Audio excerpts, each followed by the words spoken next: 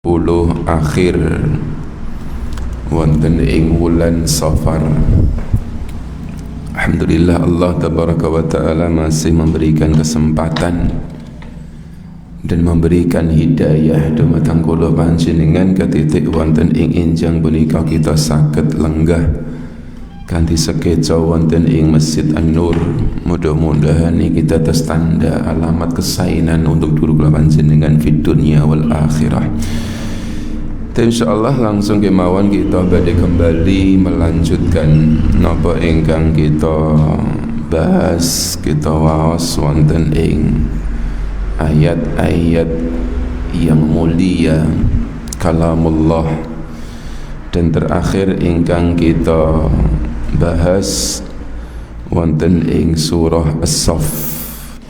Wonten ing surah As-Saff tentunya pun selesai kita surah Al-Jumu'ah. Sekarang kita masuk wonten ing suratus Saff.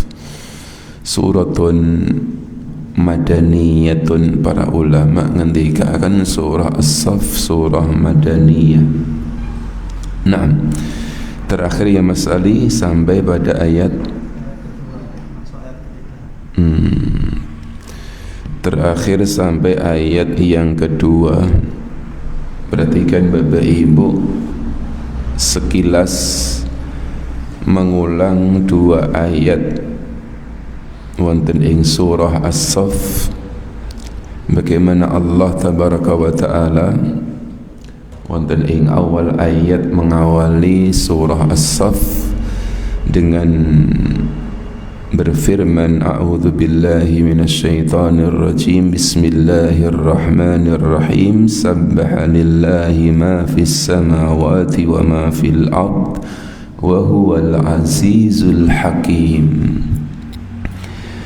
Nah, Bapak Ibu, para ulama menjelaskan bahwasanya ayat yang pertama dimulai dengan tasbih, sabbaha lillah, dengan tasbih alias at-tanzih, mensucikan. Dan kalau kita perhatikan Bapak Ibu, di dalam surah, di dalam Al-Quranul Karim, Allah tabaraka wa ta'ala mengawali surah dengan tasbih. Itu ada 7 surah. Sedangkan untuk tahmid itu ada 5 surah. Jadi tasbih dan tahmid sebagaimana yang sudah kita bahas pada pertemuan-pertemuan yang dahulu Bapak Ibu adalah bentuk memuji Allah dengan bentuk yang paling sempurna. Kalau ada tasbih dan tahmid, kalimat subhanallah dan kalimat alhamdulillah, ini bentuk sempurna memuji Allah tabaraka wa ta'ala. Tasbih mensucikan Allah dari segala sifat yang tidak layak bagi Allah, sedangkan tahmid menetapkan segala sifat kesempurnaan hanya milik Allah subhanahu wa ta'ala. Maka tidak aneh Rasulullah sallallahu alaihi wasallam menegaskan di dalam hadis yang sahih, kalimatani khafifatani 'alal lisani thaqilatani fil mizani habibatani 'alar rahman. Dua kalimat yang ringan di lisan, berat di timbangan dan dicintai oleh Ar-Rahman. Subhanallah wa bihamdi, subhanallah al-azim.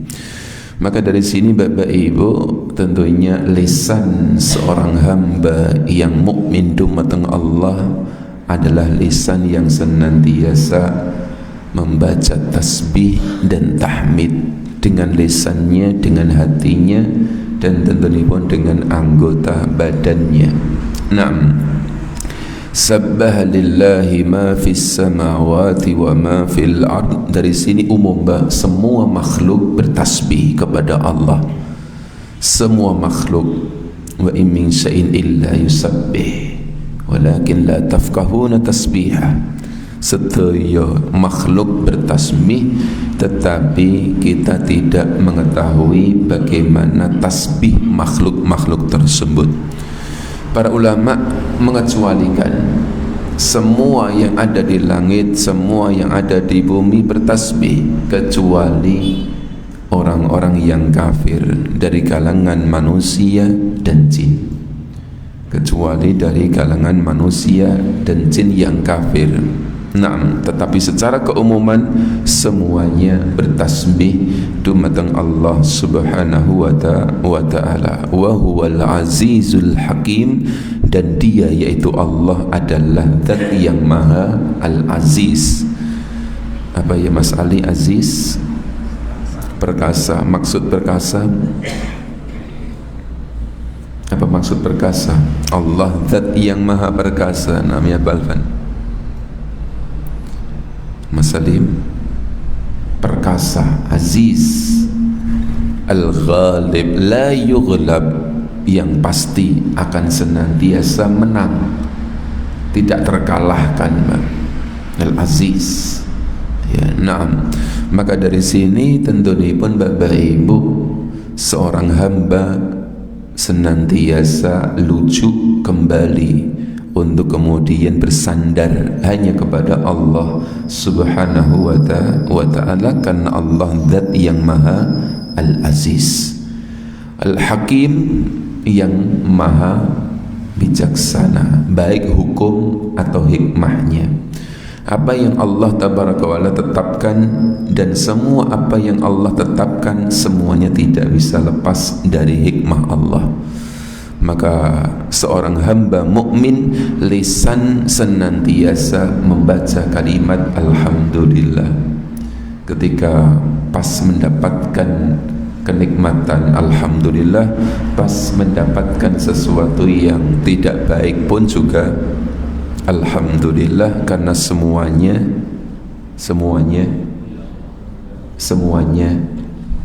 baik, semuanya baik. Ma yusibul muslim, tidaklah menimpa pada diri seorang muslim apa saja itu, dari capek, dari sedih, dari kemudian khawatir, bahkan duri yang menancap pada diri seorang muslim, maka itu semuanya baik. Nah, akan menghapuskan dosa dan mengangkat derajatnya. Kemudian ayat yang kedua, ya ayyuhalladzina amanu lima taquluna ma la taf'alun. Ya ayyuhalladzina amanu lima taquluna ma la taf'alun. Pada ayat yang kedua Bapak Ibu, tentunipun ini berpasangan dengan ayat yang ketiga, kabura maqtan indallahi an taqulu ma la taf'alun. Di kalangan para ulama Bapak Ibu terjadi perbedaan pendapat tentang asbab an-nuzul, tentang ayat yang kedua. Ada yang berpendapat bahwasanya ya ayyuhalladzina amanu lima taquluna ma la taf'alun adalah ketika ada beberapa sahabat yang berangan-angan seandainya diperintahkan, diwajibkan untuk al-jihad. Ketika berangan-angan seandainya ada perintah al-jihad, dan ternyata ketika kemudian Allah perintahkan, wajibkan kemudian al-jihad, kemudian merasa berat untuk mengamalkan apa yang Allah wajibkan, maka Allah tabaraka wa ta'ala kemudian tegur, ya ayyuhalladzina amanu lima taquluna ma la taf'alun. Kemudian juga di kalangan para ulama Bapak Ibu menjelaskan bahwasanya ayat ini walaupun tentang sebab turunnya itu ada perbedaan, tetapi semuanya intinya sama. Apa itu Bapak Ibu? Seorang hamba yang baik adalah hamba yang konsekuen dengan ucapannya. Hamba yang konsekuen dengan ucapannya. Nah Bapak Ibu, termasuk juga ketika seorang hamba dia mengucapkan yang ternyata ucapannya itu tidak relevan, Pak Lurah, baik sebelum atau setelahnya, baik sebelum atau setelahnya. Paham Mas Ali maksudnya? Jadi seseorang itu mengucapkan tetapi ternyata tidak relevan, tidak real, baik sebelum dan setelahnya. Apa maksudnya Mas Ali? Apa maksudnya Mas Ali? Tadi malam, kemarin saya lakukan ini, saya lakukan ini, saya lakukan ini, saya lakukan ini, padahal tidak melakukannya. Ayo, nah. Jadi dia mengucapkan sesuatu yang dia tidak melakukannya, masuk dalam konteks ayat ini. Demikian juga dia mengatakan yang kemudian dia tidak melakukannya. Dan ini yang kita bahas pada pertemuan pekan kemarin Bapak Ibu. Ketika seseorang dia kemudian mengajak tetapi ternyata dirinya sendiri tidak melakukan apa yang dia omongkan, yang dia serukan. Atamuruna an-nasa bil birri wa tansawna anfusakum wa antum tatlunal kitab afala ta'qilun. Kamu perintahkan manusia di dalam kebaikan, sedangkan kalian malah melupakan diri sendiri. Wa tansawna anfusakum wa antum tatlunal kitab, sedangkan kalian malah membaca kitab padahal kalian membaca kitab. Ini kan sangat relevan dengan tentunipun wonten ing ayat wonten ing surah Al-Jumu'ah, mathalul ladzina hummilut taurata thumma lam yahmiluha kamathalil himari yahmilu asfara. Bahwasanya permisalan apa itu orang yang membawa kitab, paham kitab, baca kitab, tetapi ternyata dia tidak mengamalkan apa yang ada di dalam kitab tersebut, sebagaimana himar. Dan di antara orang tidak mengamalkan apa yang terkandung dalam kitab adalah ketika dia berucap tetapi tidak mengamalkannya. Dia mengajak di dalam kebaikan tetapi ternyata dia tidak melakukannya. Nah Bapak Ibu, maka ayat ini mencakup termasuk juga ketika seseorang berjanji. Ya Mas Salim, insya Allah besok tak kasih apa?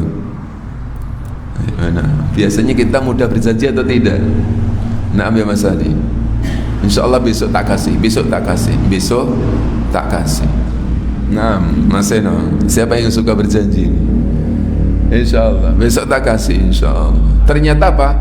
Besok dikasih atau tidak? Ayo. Dan ini kondisi Bapak Ibu menimpa bukan cuma orang-orang yang kafir, bukan cuma orang-orang yang awam, bahkan juga menimpa orang-orang yang notabene itu punya ilmu, paham. Maka sekali lagi Bapak Ibu, monggo untuk kita sangat dan sangat berhati-hati. Para ulama sampai mengatakan seyukianya kita itu tidak perlu banyak berbicara. Yang terpenting apa? Ayo. Kenapa? Action. Karena ayatul munafik salat. Karena tanda kemunafikan itu kan ada 3, kita sampun ma'ruf sekali. Idza haddatsa kadzdzaba, ketika berbicara ngapusi. Wa idza wa'ada akhlafa, ketika berjanji mengingkari. Wa idza tumina khana, ketika dikasih amanah khianat. Wa idza khasama fajara, ketika ada perselisihan maka curang. Dan kalau kita perhatikan Bapak Ibu, 3 atau 4 tanda alamat ini mungkin Bapak Ibu kita semuanya masih punya semua. Sahih atau tidak Pak Lurah? Ayo, insyaallah enggak usah lihat orang lain, kita sendiri mau ya. Maka sekali lagi kita orang yang beriman kepada kehidupan binjing wonten ing hari akhir, ternyata kondisi kita masih dalam konteks yang seperti ini. Ya ayyuhalladzina amanu lima taquluna ma la taf'alun. Kenapa? Karena kabura Maka dari sini datang pembahasan kita pada pekan kemarin, Bapak Ibu. Nah, kumpulkan PR-nya ya Mas Seno. Oh izin. Masya Allah.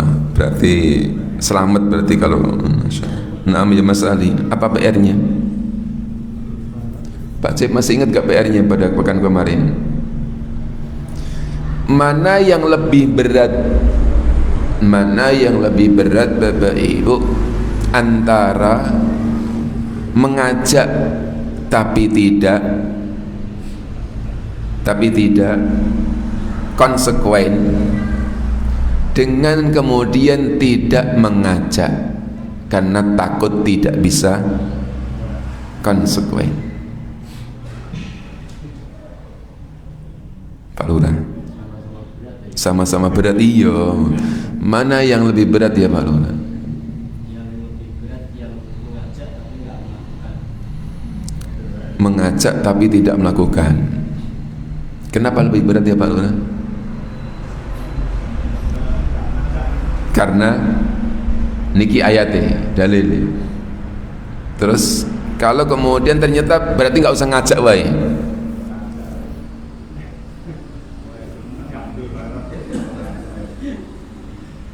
Ayo nak Mas Ali. Ngajak tapi nggak melakukan. Kan? Ngajak tapi nggak ngelakoni. Iya, yang tentunya yang kita harapkan Bapak Ibu, kita tuh konsekuen gitu dengan ucapan kita itu.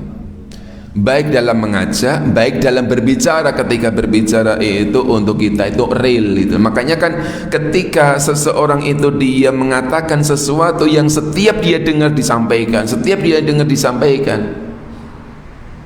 sudah cukup orang seperti ini dikatakan apa? Pendusta. Sudah cukup seseorang dikatakan pendusta ketika dia itu mengucapkan setiap apa yang dia dengar, disampaikan yang lainnya, sampaikan yang lain. Maka apalagi media sekarang yang luar biasa Bapak Ibu ya, maka kita harus hati-hati sekali gitu, hati-hati sekali. Nah, maka kemudian datang pembahasan, terus bagaimana biar kemudian kita selamat Bapak Ibu? Karena ada dua kemungkinan, ketika kita mengajak ternyata tidak konsekuen, atau lebih baik kita kemudian diam saja. Enam ya Pak Cip. Ayo, nah. Tidak mengajak tapi melakukan. Masya Allah. Namanya Bakhari.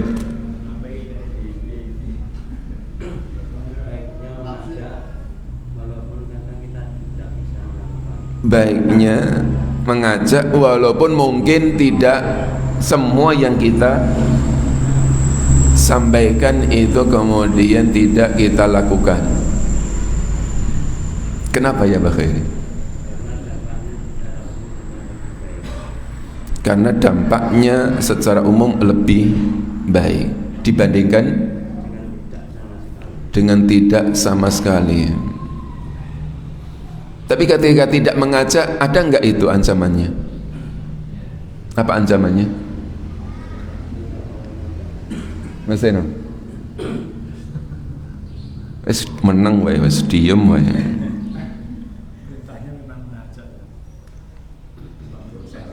Perintahnya mengajak.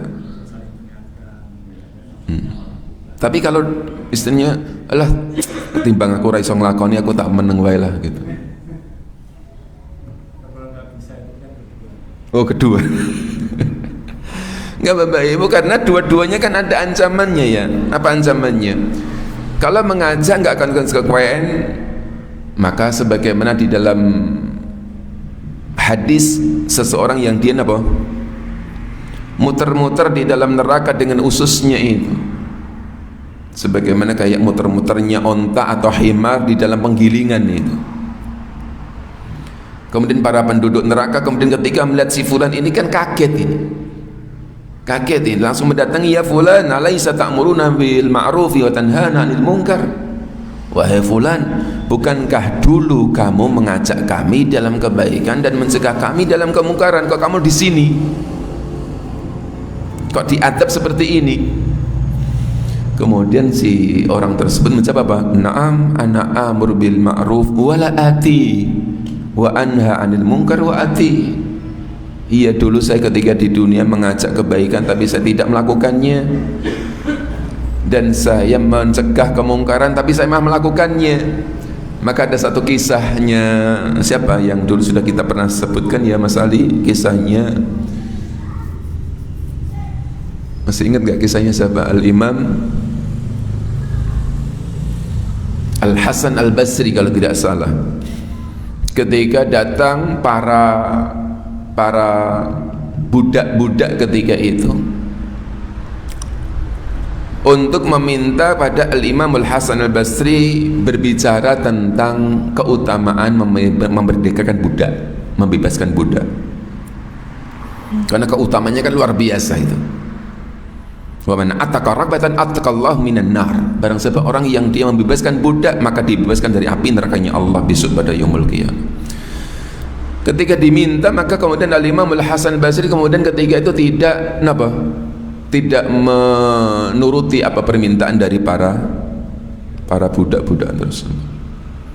Bukan cuma sehari, sepekan, sebulan, setahun, beberapa tahun ketika itu. Tidak berbicara tentang masalah itu Al-Imam Al-Hasan Al-Basri. Kemudian baru setelah itu suatu hari kemudian Al-Imam Al-Hasan Al-Basri kemudian naik di atas mimbar, kemudian baru berbicara tentang masalah keutamaan membebaskan budak. Setelah berbicara dengan luar biasa, karena Al-Imam Al-Hasan Al-Basri termasuk orator, ucapannya luar biasa, kemudian banyak sekali para Imam Al-Hasan Al-Basri. Ya Imam, kenapa tidak sejak dulu jenengan berbicara masalah ini? Kalau sejak dulu kan kita sudah apa? Sudah merdeka sejak dulu gitu loh maksudnya. Kenapa tidak sejak dulu gitu? Kemudian Al-Imam Al-Hasan Al-Basri kemudian mengatakan, wahai saudara-saudaraku, ketahuilah baru kemarin saya membebaskan budak, dan hari ini saya baru bisa berbicara tentang keutamaan membebaskan budak. Insyaallah.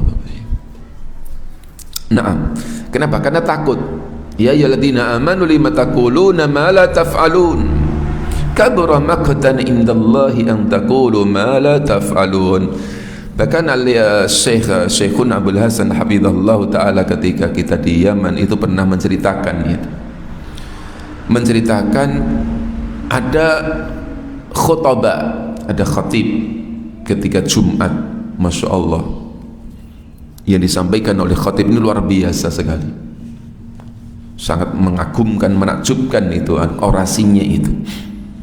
Dan ketika itu khatib berbicara, menyampaikan tentang sifatul karim, sifat karim. Apa karim Mas Ina? Apa karim? Ayo Pak Ju. Ternyata ini khatib berbicara tentang sifatul karim. Apa karim Mas Ali? Mulia. Karena sekali lagi kita itu ketika mendengar kalimat karim, pasti yang di dalam benak kita langsung mulia gitu. Jadi karim itu Bapak Ibu itu nama sekedar mulia. Karim itu pada asalnya adalah dermawan. Masalah ada rajul karim, rajulun karim.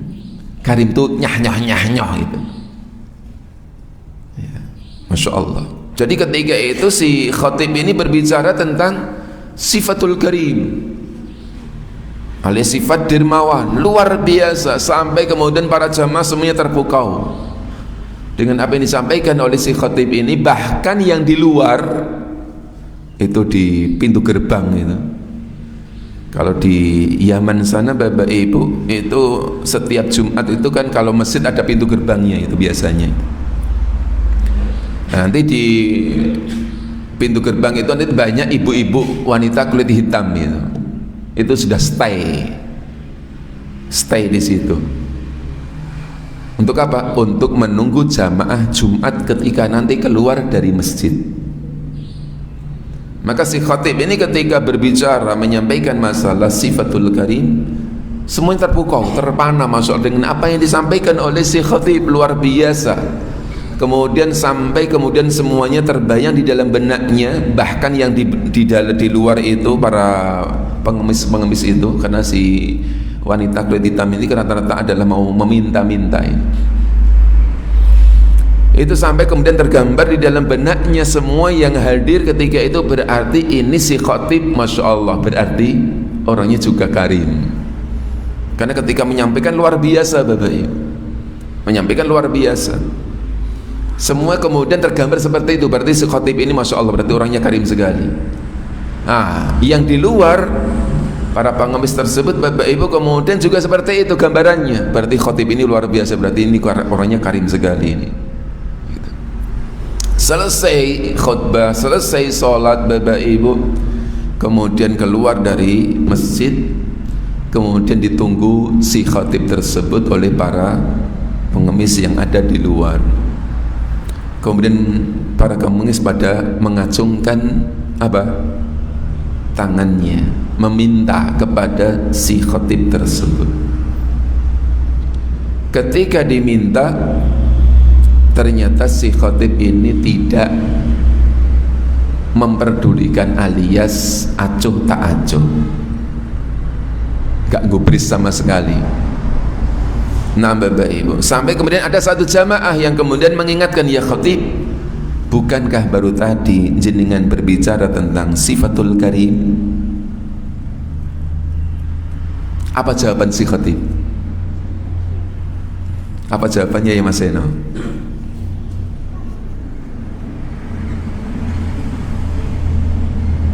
Ayo, apa jawabannya Mas Salim? Ayo na'am. Apa? Ayo nahmahku. Ayo Masya Allah. Apa jawabannya ya Pak Jim? Si khatib ini kemudian mengatakan apa? Apa yang ana sampaikan lahum laisa lana. Apa yang saya sampaikan untuk mereka, bukan untuk saya.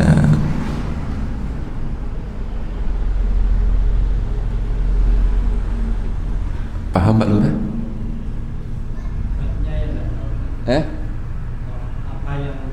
Yang saya sampaikan tadi ketika khutbah itu bukan untuk saya, tapi untuk jamaah gitu loh. Calo? Bukan calo. Maksudnya apa? Yang saya sampaikan ini kan untuk manusia, bukan untuk saya. Untuk mereka, bukan untuk saya. Loh, ini real loh Bapak Ibu. Apa realnya? Mungkin kondisi kita pun kebanyakan masih seperti itu. Walaupun lisan kula panjenengan mboten mengucapkan seperti itu. Maka monggo Bapak Ibu untuk kita itu kemudian berhati-hati Bapak Ibu. Walaupun memang kalau ditimbang mana lebih baik antara kita menyampaikan, walaupun mungkin tidak semua yang kita sampaikan itu kemudian kita kerjakan, dengan kita kemudian sama sekali tidak mengajak, padahal kita punya ilmu. Bapak Ibu, maka kalau kita punya ilmu kemudian kalau kita tidak menyampaikan Bapak Ibu, ya ancamannya juga mengerikan. Man katamal ilm lajamallahu lijaman minan nar. Barang siapa orang menyembunyikan ilmu, tidak disampaikan, maka akan dikekang dengan kekang api nerakanya Allah besok pada yaumul qiyamah. Maka ini kisah sebagaimana ketika terjadinya kasus sahabat jalil Mu'ad bin Jabal. Masih ingat? Nah ya Pak Lurah, ketika Rasulullah SAW itu memberikan ilmu khusus kepada Mu'ad,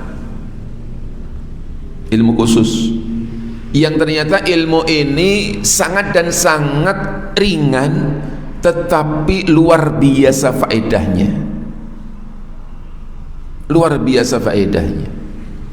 berkaitan dengan barang siapa orang yang dia itu kemudian ketika hidup wonten ing donya punika tidak menyekutukan Allah, tidak syirik, mentauhidkan Allah, tidak berbuat kesyirikan, maka adkhalallahul jannah ala ma kana minal amal, maka Allah akan masukkan ke dalam surga bagaimanapun amalnya.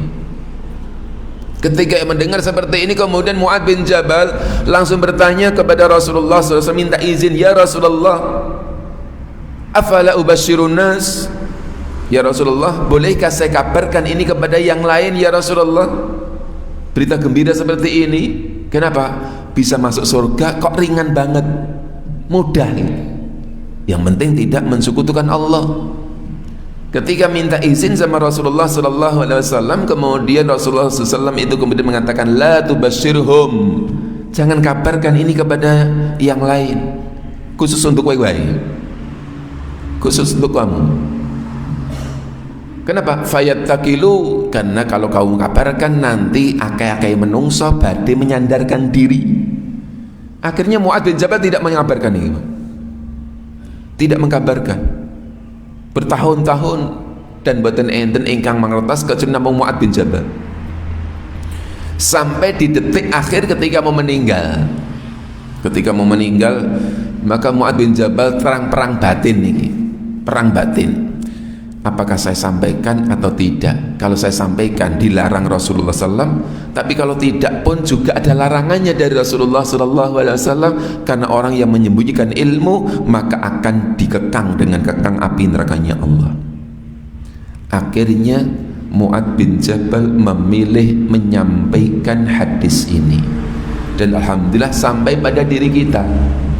Barang siapa seseorang ketika hidup wonten ing donya menika mentauhidkan Allah, tidak menyekutukan Allah tabaraka wa taala, bersaksi bahwasanya apa, asyhadu an la ilaha illallah wahdahu la syarikalah wa anna muhammadan abduhu wa rasuluhu wa anna isa abdullah wa rasuluhu wa kalimatu alqaha ila maryam wa ruhum min wal jannatu haqqun wan naru haqqun adkhalallahul jannata ala ma kana minal amal, akan dimasukkan ke dalam surga. Nah, akhirnya Mu'adz bin Jabal mengkabarkan hadis ini kepada yang lainnya. Kenapa? Karena takut apa? Takut kemudian akan dikekang dengan kekang api nerakanya Allah Subhanahu wa ta'ala. Ini juga sebagaimana di dalam surah Ad-Duha. Apa Ad-Duha Bapak Ibu? Wad-duha wal-laili idza saja ma wadda'aka rabbuka wa ma qada walal akhiratu khairul laka minal ula wala sawfa yu'tika rabbuka fatarda alam yajidka yatiman fa'awa wa wajadaka dhallan fahada wa wajadaka dhallan fahada. Allah mendapatimu ya Muhammad dalam kondisi dhal, dalam kondisi tersesat. Fahada, Allah berikan hidayah. Wa wajadaka ailan fa'aghna, dan Allah dapatimu dalam kondisi ail, gak duwe apa-apa, fakir, kemudian Allah kayakan. Maka kemudian Allah ingatkan, wa ammal yatima fala takhar wa ammas sa'il fala tanhar. Kalau kamu ketemu anak-anak yatim, ojo bersikap kasar, keras. Sedangkan bertemu orang-orang yang meminta wa ammasail fala tanhar, aja mbok tolak. Minta, apakah minta berkaitan masalah materi duniawiyah atau berkaitan masalah ilmu. Makanya Bapak Ibu, Rasulullah SAW di dalam hadis menjelaskan al-haqqul muslim alal muslim khams, hak antara muslim dengan muslim yang lain ada 5. Di antaranya apa? Idastansah fansah. Kalau ada saudara yang dia minta nasihat, kasih nasihat, wajib Pak, tolong kalau dinasihati, tolong kalau dikasih masukan, maka wajib untuk kita kemudian memberikan nasihat, fansah, berikan nasihat kepada saudara kita ini. Maka Bapak Ibu, dari dua hal punika kemudian para ulama memang ngendikaken ya bahwasanya lebih ringan orang itu kemudian mengajak, walaupun mungkin tidak semua apa yang diajak itu adalah dia bisa kemudian melakukannya. Karena memang Bapak Ibu, kalau menunggu sempurna seorang hamba gesang wonten ing donya punika baru ngajak Pak, maka enggak ada yang Nggak ada yang nggak ada yang ngajak. Kenapa? Nggak ada yang sempurna Bapak Ibu kecuali Rasulullah sallallahu alaihi wasallam. Dari sini kemudian kita teringat apa ya Mas Seno? Sering kita kemudian apa istilahnya ketika mendengar ada nasihat kemudian kita itu cuma alah jarkoni. Alah jarkoni. Maksud jarkoni gimana ya Pak Lurah? Enggak. Apa tujuan ketika kita mengatakan jarkoni ini? Apa tujuan orang yang mengucapkan jarkoni ini? Mas Ali? Hah? Mencela, menolak, enggak mau mengamalkan. Ini salah kita Bang. Jadi kalau ada orang yang mengajak dan kebaikan, terima. Kalau itu kebaikan kita berusaha untuk mengamalkan. Sedangkan kalau dia kemudian cuma ngajak tok kemudian tidak mengamalkan, urusan dia itu. Urusan dia. Maka ada istilah ungdur maqal wala tangdur manqal. Lihat yang diucapkan, lihat yang disampaikan. Karena yang disampaikan adalah satu kebaikan, kebenaran, terima, amalkan. Jangan melihat yang menyampaikan. Allah sing nyampe kayak koyok ngone wegah belgedes. Maksudnya itu urusan dia ketika dia itu apakah konsekuen dengan apa yang dia sampaikan atau tidak. Yang terpenting diri kita sendiri Bapak Ibu. Masya Allah. Maka monggo Bapak Ibu kita berusaha memang kalau bisa menjadi orang yang konsekuen. Apa yang kita ucapkan relevan dengan amal perbuatan kita. Mudah-mudahan Bapak Ibu Allah tabaraka wa taala senantiasa mencurahkan nikmat hidayah kepada kita agar kita menjadi orang-orang yang saestu sae di dalam ucapan dan perbuatan kita sehingga kita menjadi orang-orang yang akan bahagia fid dunya wal akhirah. Tapi mengatakan Bapak Ibu subhanakallahumma wa bihamdika asyhadu an la ilaha illa anta astaghfiruka wa atubu ilaik. Wassalamu alaikum warahmatullahi wabarakatuh.